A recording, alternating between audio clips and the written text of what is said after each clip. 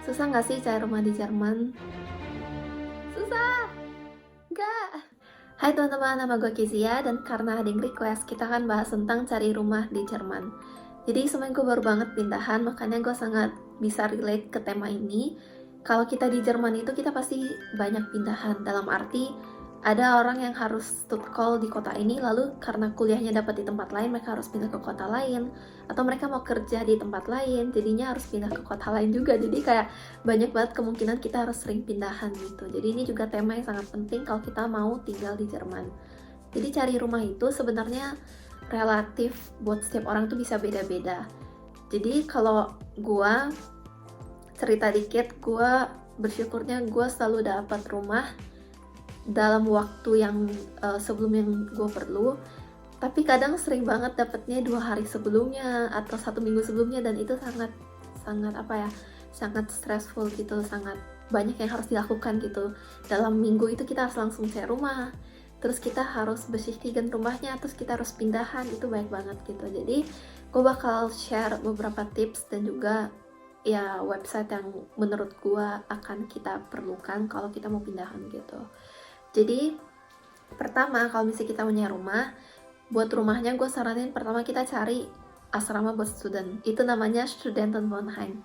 Jadi biasa Studentenwohnheim ini disediakan oleh negara dan melewati satu admin gitu namanya Studierendenwerk. Itu kayak yang ngurusin finansial atau misalnya pokoknya urusan uni gitulah. Jadi kayak buat rumah juga mereka bisa urus gitu. Jadi di Studierendenwerk tiap kota ini beda-beda, makanya kalau kita mau pindahan, kita cari dulu Studierendenwerk di kota yang kita akan tinggal. Dan kalau bisa secepatnya kita daftar. Kenapa? Karena waiting list buat dapat kamar dari asrama student itu sangat panjang. Banyak orang yang baru dapat rumahnya itu setelah berapa bulan atau setelah setahun daftar di sana. Makanya sangat kecil kemungkinan buat dapat. Dan gue kebetulan punya pengalaman buat kasus kejadian ini. Jadi dulu pas gue ke Hamburg, gue udah daftar itu dari bulan Mei kayaknya. Jadi udah dari 2-3 bulan sebelumnya gue udah daftar. Tapi pas itu gue masih belum dapat info, dan kebetulan gue punya kenalan yang cerita ke gue. Dia bilang coba datang langsung ke Studierendenwerknya gitu, karena mereka biasa aja punya kamar free baru, dan juga mereka akan langsung prioritaskan orang yang datang langsung ke mereka. Dan kebetulan gue pas itu ke sana, akhirnya gue datang, gue bilang gue cari rumah. Dan bersyukurnya saat itu memang lagi ada kamar kosong, jadinya gue bisa langsung dapet rumah itu. Dan for your information, itu 2 hari sebelum gue pindahan, makanya ya itu sangat kebetulan di gue tuh. Gue bisa bersyukur banget bisa dapat seperti itu. Tapi banyak sih ceritanya, ada temen gue yang dapat berapa bulan setelahnya, berapa tahun setelahnya. Jadi makanya ya banyak cerita tiap orang gitu. Jadi kalau bisa ke sana. Tapi ini kan sekarang lagi kondisi corona, jadi gue nggak tahu, terakhir gue ke Studierendenwerk itu tutup semua lewat email gitu. Jadi kemungkinan ini nggak bisa dicoba. Tapi kita masih selalu bisa coba untuk daftar di sana, dan kalau bisa telepon atau email untuk nanya update gitu. Kayak kalau misalnya kita benar-benar butuh banget rumah saat itu. Dan kalau misalnya kita nggak bisa dapat rumah asrama yang dari negara, kita bisa cari juga Studentenwohnheim tapi yang dari privat. Jadi kadang ada beberapa organisasi atau company yang mereka bikin asrama buat student, tapi bukan dari negara gitu, privat. Jadi bedanya mungkin dari segi harga. Kalau yang negara, kita masih bisa dapat dari range 250 sampai 350, itu kita masih bisa dapat. Kalau yang privat itu umumnya udah sekitar 300-an sampai 350 gitu. Tapi untuk kualitas semua juga lengkap dan oke. Nah, jadi kenapa disaranin untuk cari yang asrama student? Karena yang tadi kayak gue udah bilang, pertama dari harga itu murah. Terus kedua, kita juga lebih umumnya sih udah komplit gitu yang kita perlukan. Mesin cuci udah ada, ini udah ada, jadi kita nggak perlu banyak pengeluarannya. Dan biasa kita udah dapat lemari, udah dapat meja belajar yang oke untuk seorang pelajar gitu. Makanya saranin itu cari rumah di Studentenwohnheim. Kedua, kalau misalnya kita nggak dapat di Studentenwohnheim, kita bisa cari rumah di WG. WG itu kayak kita satu lantai, kita sharing dengan beberapa orang. Kadang ada yang cuma berdua atau bertiga, ada juga yang bersembilan, beda-beda. Jadi kalau misalnya berdua bertiga biasa dapur dan toiletnya di sharingnya berdua bertiga atau berenam, beda-beda. Tapi kalau misalnya per lantai yang gede itu misalnya dia punya satu dapur yang besar banget atau toilet yang besar banget atau 2-3 toilet biasanya, dan di sharing sama orang di lantai itu. Jadi mereka masing-masing punya kamar-kamar sendiri tapi toilet dan dapurnya sharing.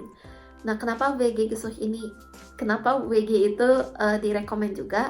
Karena harganya juga umumnya biasa masih terjangkau, dan kita juga bisa langsung dapat kenalan gitu di kota yang baru itu. Kita bisa punya kenalan baru, dan kalau beruntung kita bisa punya kenalan yang di univ yang sama kayak kita, jadinya kita udah punya teman duluan gitu.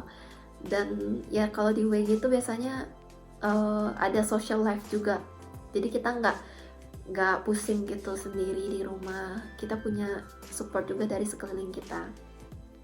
Dan tinggal di WG itu asik juga, kalau bisa masak bareng-bareng, bisa jalan bareng-bareng, tapi kalau kita bisa beruntung dapat temen yang oke gitu. Jadi itu kita agak kayak gamble karena kita nggak tahu dengan siapa kita akan tinggal bareng di lantai yang sama gitu. Itu dari WG. Lalu kalau nggak, kita bisa cari yang bentuk apartemen. Jadi kalau orang bilang apartemen, Ansel apartemen tuh biasanya rumahnya itu di kamar kita udah ada toilet di dalam, udah ada dapur di dalam, tapi untuk harganya biasa jauh lebih mahal. Ada yang 400-500, tapi ada juga yang nyampe 700-800. Jadi itu hitungannya kita bisa punya semuanya, tapi harganya juga mahal. Nah, jadi tergantung dengan tiap orang nyamannya gimana dan dengan kondisi yang cocoknya gimana. Tapi itu ada beberapa kemungkinan rumah yang kita bisa dapatkan di sini di Jerman. Kalau tips dari gua, kalau buat cari rumah, pertama kan kita akan email yang punya rumah atau email calon teman kos kita email, dan setelah kita udah oke, kita biasa ada namanya Besichtigungstermin. Jadi di hari itu kita bikin janji untuk ngelihat langsung rumahnya. Dan kalau saran gue sih lihat langsung. Kenapa? Karena dari foto dan kenyataan tuh bisa aja beda, kadang bisa sama, tapi gue pernah beberapa kali Besichtigungstermin dan itu beda gitu. Jadi di foto kelihatannya nyaman, tapi pas datang kita feelingnya tuh nggak terlalu nyaman gitu. Jadi kalau bisa usahain banget untuk Besichtigung ke tempat-tempat ini dulu. Jadi ambil ini Besichtigungstermin itu kalau bisa cari gitu waktu yang pas, karena itu penting juga. Lalu pas Besichtigungstermin ini kita harus kasih first impression yang baik, dalam arti kita pakai yang sopan dan juga kita ramah. Kenapa? Karena itu tuh akan mempertinggi kemungkinan kita dapat rumah itu. Di sini tuh banyak banget yang nyari rumah, dan kalau nggak cuma kita sih yang nyari, jadi kalau misalnya kita nggak oke, bakal ada orang lain gitu. Jadi makanya kalau misalnya kita benar-benar mau, kita harus kasih effort yang lebih juga untuk kasih first impression yang baik dari penampilan kita dan juga dari kesiapan kita, keseriusan kita. Kita kalau bisa udah bawa dokumen-dokumen penting, kayak misalnya beberapa perlu dokumen penerimaan universitas, atau kita bawa dokumen seperti paspor dan lain-lain, itu penting. Jadi mereka tahu, oh ternyata dia benar-benar serius dan dia udah siapin semuanya gitu. Jadi kalau bisa di hari itu Besichtigungstermin itu kita kasih impression yang baik ke yang punya rumah atau ke calon teman kos kita gitu. Jadi itu dari Besichtigungstermin. Terus saran gue kalau misalnya nyari rumah, cari juga kayak searching dulu sih alamatnya sebelum kita serius, apakah ini jauh dari univ kita atau enggak. Karena kalau kita asal ngambil doang, kadang setelah kita tahu ternyata itu jauh, kita juga capek, terus akhirnya cari rumah lain, terus pindahan lagi, itu juga capek lagi. Jadi kalau bisa pas lagi searching di internet, kadang ada beberapa yang udah tulis alamat rumahnya, kita langsung searching lokasi ini ke univ kita jauh nggak atau gimana gitu. Karena tergantung tiap orang, ada yang tahan gitu untuk pergi perjalanan jauh 40 menit, 1 jam bolak-balik, tapi ada juga yang bisa capek gitu. Jadi kalau bisa cari rumah yang senyaman kita gitu kan. Nah, itu dari Besichtigung dan juga saran pas cari rumah. Tips selanjutnya dari gua kalau nyari rumah itu harus namanya sabar. Kenapa? Karena kita pasti kerjanya tiap hari cuma lihat email, kirim email, terus buka website yang satu, website lain. Kita kerjanya cuma tiap hari ngeliatin rumah. karena nggak semua rumah itu pas kita email akan cepet email kita balik. Ada beberapa yang rumahnya udah disewakan tapi lupa dihapus, atau orangnya nggak aktif untuk balas kita. Jadi makanya kita harus kirim banyak untuk mempertinggi kemungkinan kita dapat rumah yang cocok. Makanya kita kalau cari rumah itu harus tiap hari cari terus, karena kadang misalnya di hari ini kita buka website ini, dia kita udah email misalnya 5 atau 7 rumah kita udah email. Terus besok saat kita buka website yang sama, bisa aja hari itu ada iklan yang baru keluar gitu. Jadi di sini tuh hampir tiap hari akan selalu ada iklan baru tentang rumah. Makanya kita harus sabar dan rajin, cari terus, email terus. Kalau udah dia balas, kita langsung balas. Jadi kayak aktif gitu. Dan kalau misalnya kota yang kita mau cari ini kebetulan gak jauh dari kota kita, kalau bisa langsung datengin gitu. Tapi kalau jauh, kalau bisa langsung bikin besichtigungsterminnya, kita janji dengan beberapa orang di jangka waktu yang sama. Misalnya di hari yang sama kita udah padatin jadwalnya untuk lihat 3 rumah atau 4 rumah, karena biaya bolak-balik kan perjalanan juga ada yang murah, ada yang mahal juga. Jadi kalau bisa gitu, kita udah planning dulu. Makanya kita harus yang namanya sabar kalau cari rumah. Jadi jangan capek untuk buka email terus dan untuk ya cek searching terus gitu. Lalu tips selanjutnya, kalau misalnya kita nyari rumah, kita juga bisa buka dari Facebook. Kadang ada beberapa PPI yang di kota itu mereka punya halaman sendiri dan isinya tentang rumah-rumah gitu. Jadi misalnya ada beberapa orang Indo yang dia udah mau pindahan, jadinya dia rumahnya kosong dan dia cari nahmiter yang baru gitu. Jadi kalau misalnya beberapa kita bisa posting gitu, kayak bisa kita nyari rumah di kota ini, dan biasa sih mereka responsif juga, kayak mereka kasih tahu, oh ya ini ada rumah di sini, ada sini kontaknya dia kasih. Jadi ya kalau bisa jangan lupa buka juga dari PPI gitu yang ada di Jerman, karena mereka pasti akan bantu kita untuk nyari rumah gitu. Info tambahan kalau nyari rumah itu cek keterangannya itu di deskripsinya, apakah kamar itu mobilitas atau tidak. Kenapa? Karena kalau mobilitas artinya kamar itu sudah ada furniture. Dalam arti kita udah punya kasur, udah punya meja, udah punya lemari, dan ya yang perlengkapan dasar tuh udah punya gitu. Jadi kita nggak perlu repot cari kasur lagi. Cuma kalau misalnya dia nggak tulis keterangan, pas itu email langsung tanya apakah kamar itu mobilitas atau tidak. Karena kalau misalnya kita udah dapat mobilitas Zimmer, kita nggak perlu repot beli barang. Apalagi kalau kita belum tahu berapa lama kita tinggal di kota itu.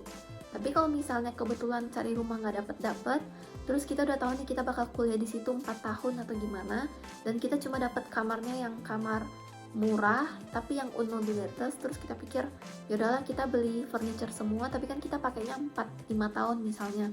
Jadi kita nggak rugi-rugi banget karena kita pakainya jangka panjang, dan juga kamar yang kosong itu misalnya harganya nggak mahal banget. Jadi kita pikir kalau di total mungkin harganya sama lah per bulannya 300-an juga misalnya setelah beli semua furniture itu. Jadi makanya kalau cari rumah itu harus cek apakah kamar itu mobilitas atau tidak, itu harus tahu dari awal.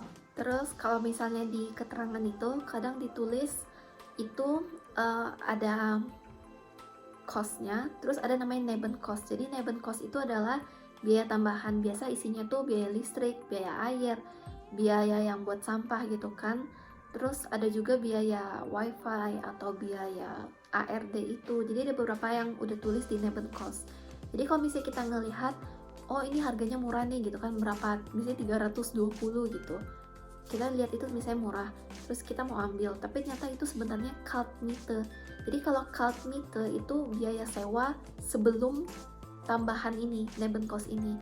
Jadi kalau misalnya kita ngelihat itu murahnya Kaltmiete, harus tanya Nebenkostnya berapa, karena kalau misalnya hitungannya Nebenkostnya 100-200, total juga udah 400-500 juga mahal juga kan. Nah jadi hati-hati dengan tulisan Kaltmiete atau Warmmiete. Kalau Warmmiete itu artinya biayanya udah all include, udah masuk semua, udah termasuk biaya listrik dan lain-lain, jadinya kita nggak perlu bayar tambahan gitu. Makanya kalau misalnya kita email, kita tanya juga apakah harga itu, pastiin lagi apakah harga itu udah harga Warmmiete, udah termasuk Nebenkostnya, atau itu cuma Kaltmiete doang. Karena buat tahu pastinya gitu. Jadi jangan cuma ngelihat angka berapa harganya gitu di iklan, cek lagi di deskripsinya, baca, atau email lagi buat pastiin apakah harganya benar segitu atau ada biaya tambahan lain.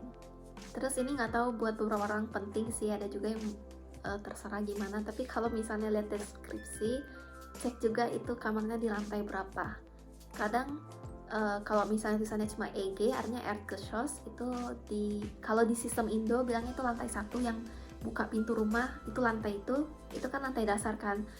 Kalau bagi kita itu bilangnya lantai 1, tapi kalau di sini itu bilangnya Erdgeschoss, logonya EG. Tapi kalau misalnya dia tulisannya 1.OG, itu artinya Erste Obergeschoss. Itu kalau di sistem Indo kita bilangnya lantai 2, artinya kita naik tangga sekali itu lantai 2. Tapi kalau di sini itu bilangnya Erste OG. Makanya kita cek itu lantai berapa. Nah, ada beberapa rumah yang misalnya tulisannya Vierte OG atau Fünfte OG, tapi mereka punya lift, punya Aufzug.